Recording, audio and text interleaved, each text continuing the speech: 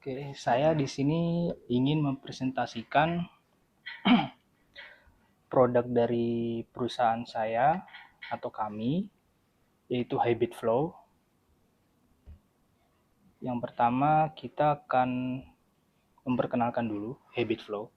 Habit Flow itu mitra cerdas dalam membangun kebiasaan dan yang konsisten dan berkelanjutan. Dengan menggabungkan ilmu perilaku dan kecerdasan buatan, kami membantu mengubah niat baik menjadi tindakan nyata yang berdampak. Melalui platform yang adaptif dan terpersonalisasi, Habit Flow berperan sebagai pendamping strategis dalam perjalanan pengembangan diri Anda. Memberikan dukungan yang tepat berbasis data yang untuk membantu Anda tumbuh dan mencapai potensi terbaik. Jadi permasalahannya yang kita temukan dari penjagaan konsistensi orang-orang biasanya itu kurang konsisten kebiasaan. Banyak individu kesulitan mempertahankan kebiasaan baru setelah beberapa minggu awal. Ketika motivasi menurun, rutinitas mulai terhenti sehingga perubahan perilaku jangka panjang dan kemajuan yang bermakna sulit tercapai. Alat yang pasif dan kaku. Sebagian besar dari alat yang membentuk kebiasaan yang ada mulai saat ini itu biasanya bersifat statis dan tidak fleksibel. Alat-alat ini tidak mampu menyesuaikan diri dengan perubahan jadwal, tingkat energi, maupun kondisi psikologis pengguna, sehingga kurang efektif dalam menghadapi dinamika kehidupan sehari-hari. Dan masalah selanjutnya yaitu minimnya wawasan perilaku. Masih terdapat keterbatasan dalam pemahaman yang mendalam dan aplikatif mengenai bagaimana rutinitas harian mempengaruhi keberhasilan jangka panjang. Tanpa wawasan perilaku yang jelas, individu seringkali tidak mengetahui tindakan mana yang benar-benar mendorong pertumbuhan yang berkelanjutan. Nah, solusi inovatif dari kita itu adalah satu, yang pertama pelatihan proaktif berbasis AI, Artificial Intelligence. Sistem kami memanfaatkan algoritma pembelajaran mesin untuk mengidentifikasi risiko penurunan konsistensi dan memberikan intervensi tepat waktu sebelum pengguna mengalami kegagalan kebiasaan. Personalisasi adaptif.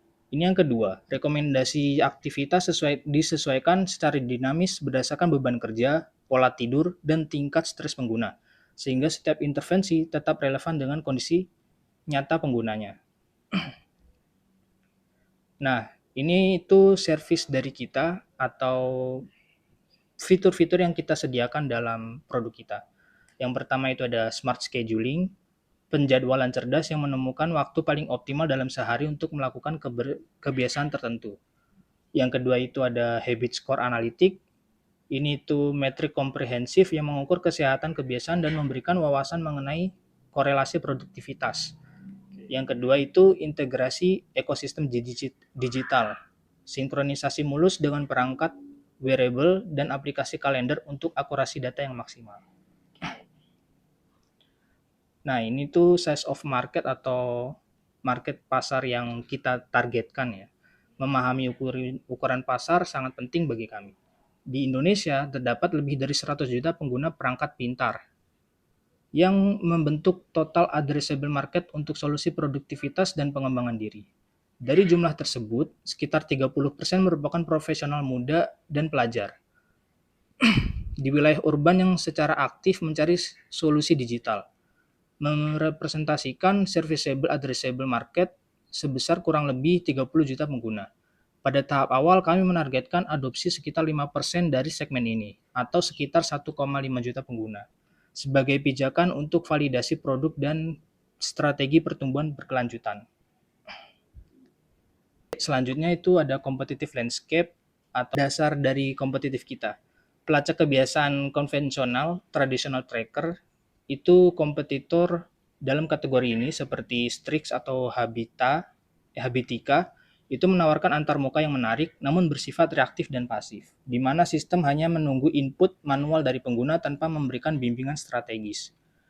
Ada juga platform produktivitas umum. Aplikasi seperti Google Calendar atau Notion sering digunakan untuk manajemen rutinitas, namun mereka memiliki keterbatasan spesialisasi karena tidak dirancang khusus dengan metodologi psikologi perilaku atau fitur pengingat yang adaptif terhadap kondisi pengguna. Selanjutnya itu keunggulan kompetitif habit flow. Berbeda dengan kompetitor, habit flow memosisikan diri sebagai asisten proaktif. Keunggulan kami terletak pada pemanfaatan AI untuk melakukan intervensi dini dari penjadwalan dinamis yang secara signifikan menurunkan beban kognitif pengguna dalam mempertahankan konsistensi. Ini adalah kunci utama dari kompetitif keunggulan kita. Yang pertama ada teknologi prediktif. Kami memiliki kemampuan untuk memprediksi titik jenuh pengguna dan menyesuaikan beban kebiasaan secara otomatis. Ada juga arsitektur AI yang tangguh, algoritma yang terus belajar dan berkembang seiring dengan bertambahnya basis data pengguna. Ada juga interaktivitas rendah hambatan, desain antarmuka yang meminimalkan beban kognitif pengguna dalam melakukan pelaporan harian. Selanjutnya itu model revenue kita. Model revenue kita itu ada 3. Yang pertama basic plan atau freemium, yang kedua standard plan, yang ketiga premium plan. Yang freemium itu harganya gratis, fiturnya ya pelacakan kebiasaan manual, sistem juga standar lah. Ada visualisasi statistik harian dasar. Batas penggunaannya ada maksimal 3 kebiasaan aktif secara bersamaan dengan riwayat data terbatas selama 30 hari. Servis additional tambahan servis lainnya ada akses ke perpustakaan konten edukasi dan artikel komunitas. Untuk standar plan-nya, kita akan menaruh harga sekitar $5,99 per bulan atau kisarannya itu sekitar 70 atau 80 ribuan lah Indonesianya itu. Dan itu fiturnya itu ada smart scheduling berbasis AI, sinkronisasi kalender digital, dan laporan tren mingguan. Batas penggunaannya bertambah dari 3 ke 10 dengan penyimpanan riwayat data tanpa batas. Dan servis tambahannya ada dukungan teknis standar dan fitur pencadangan data otomatis ke cloud. Dan yang ketiga itu ada premium plan.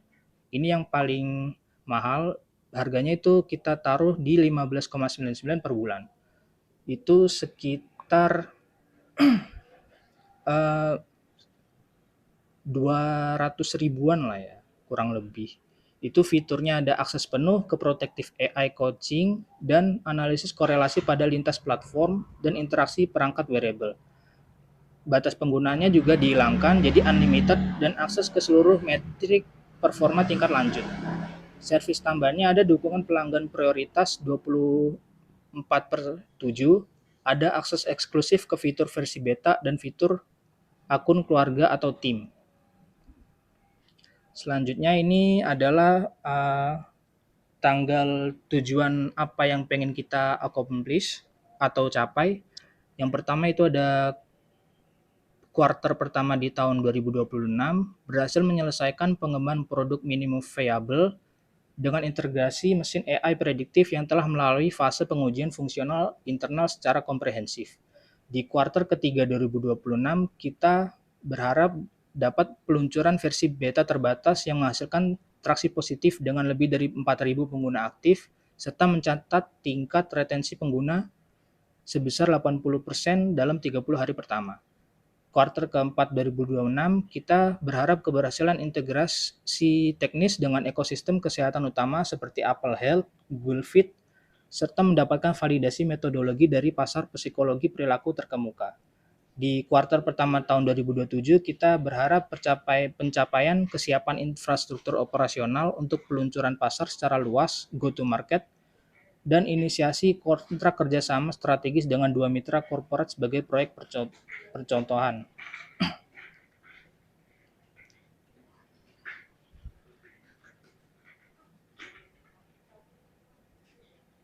Dan ini yang terakhir, penggunaan biaya yang akan diterapkan oleh perusahaan kita. Rencana kami untuk menggunakan dana yang diperoleh dari investor sangat jelas. Kami mengalokasikan 40% untuk pengembangan lebih lanjut produk kami, memastikan produk tetap kompetitif dan memenuhi kebutuhan pelanggan. 30% akan dialokasikan untuk upaya pemasaran dan penjualan guna menarik pelanggan baru dan mendorong pertumbuhan pendapatan. 20% akan diinvestasikan dalam infrastruktur dan operasional untuk mendukung bisnis yang terus berkembang dan meningkatkan efisiensi. Terakhir 10% akan disisihkan untuk inisiatif strategis seperti ekspansi pasar dan kemitraan guna mendorong pertumbuhan jangka panjang. Jadi sekian dari itu, apakah ada pertanyaan untuk produk kami? Tadi saya pengen nanya tentang mana ya? Nah ini nih, apa perbedaan utama Habit Flow dengan aplikasi Habit Tracker yang sudah ada? Perbedaan utama produk kami, ya Habit Flow, itu terletak pada pendekatan penggunaan AI-nya. Jadi kita menggunakan coaching berbasis AI yang dimana dia bisa mempersonalisasi fitur coachingnya. Jadi dimana pelanggan tersebut dapat dideteksi ketika mengalami sesuatu seperti stres, jenuh. Jadi coachingnya bisa disesuaikan menggunakan AI tersebut. Dan pada konvensional umumnya, aplikasi habit tracker itu mencatat kebiasaan dan memberikan peringatan statis.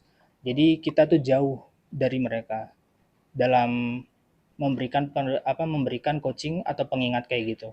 Habit Flow nggak juga mencatat, tapi juga menganalisis pola perilaku pengguna dari AI tersebut, menggunakan AI-nya.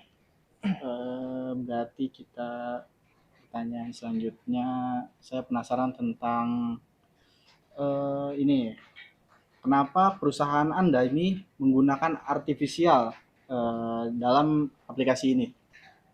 Itu simple sih ya, karena setiap individu kan memiliki pola hidup yang berbeda, tingkat energi yang berbeda, dan kebiasaan juga yang berbeda. Artificial intelligence ini memungkinkan sistem kita untuk belajar dari data perilaku pengguna, menyesuaikan rekomendasi secara dinamis, serta meningkatkan tingkat keberhasilan pembentukan kebiasaan. Tanpa artificial intelligence, aplikasi yang kayak gini tuh biasanya hanya bersifat generik dan kurang efektif dalam jangka panjang, karena mereka tuh cuman kayak bersifat statis, kayak ngasih berdasarkan data yang sudah ada aja gitu. Jadi nggak bisa berinteraksi Kayak ada secara timbal langsung. balik ya Iya, antara pengguna dengan sistemnya. sistem. Oke. Saya penasaran ke pertanyaan berikut nih tentang ini sistem ini nih. Bagaimana nanti eh, kalian sebagai eh, sistem ini mengembangkan atau meningkatkan pengguna dalam membangun kebiasaannya? Kita meningkatkan konsistensi melalui tiga pendekatan utama. Yang pertama itu ada personal scheduling, yang kedua ada proactive intervention, dan habit score system. Yang personalized scheduling itu kita membuat schedule atau jadwal berdasarkan jadwal yang sudah ada dari user tersebut. Jadi misalnya user tersebut dideteksi bangun setiap jam berapa, tidur setiap jam berapa, dan itu tuh AI-nya bakal tahu dan dia bakal membuat schedule berdasarkan dengan schedule yang sudah ada atau yang sudah ditentukan lah.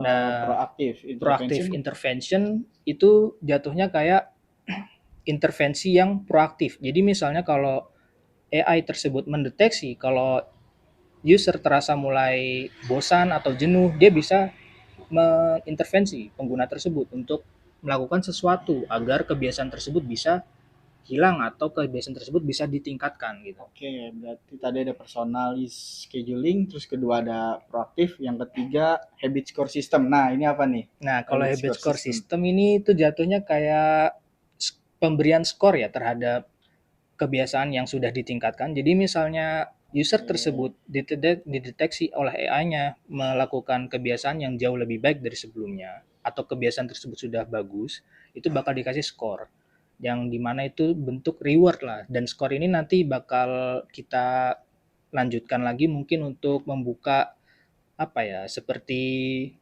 shop untuk fitur-fitur yang lebih bagus atau mungkin untuk Kebiasaan-kebiasaan yang lebih iya, baik nanti. iya, Berarti itu cukup untuk perkembangan atau pada ini pengguna. iya. Berikutnya saya akan menanyakan tentang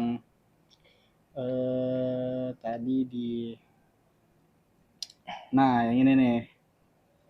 Tadi tentang kebiasaan pengguna, merubah kebiasaan pengguna. Nah, kalau sekarang bagaimana kalian akan mengembangkan aplikasi ini ke depannya? Hmm, Aplikasi Habit Flow ini ya. iya.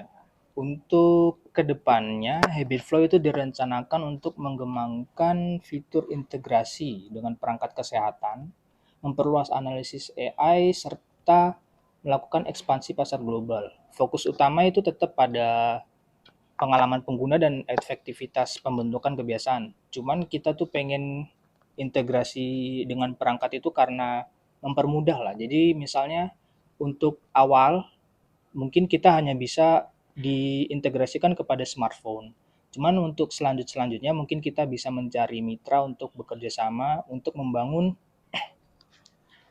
ini tuh integrasi kepada alat-alat kayak smartwatch gitu, yang dimana itu pendeteksiannya atau interventionnya lebih bagus lah bisa dibilang. Jadi ya mungkin kedepannya bisa kayak gitu sih. Oh, berarti Anda perlu harus mencari mitra terlebih dahulu ya untuk Iya. pengembangan. Oh, menurut saya sih kalau sistem yang Anda buat seperti ini, Hmm. Anda mungkin akan bisa menambahkan mitra dalam perkembangan aplikasi yang Anda buat ini. Amin. Oke, jadi Oh, mungkin dari saya cukup oke, terima kasih. tentang pertanyaannya. Saya sangat suka dengan aplikasi ini.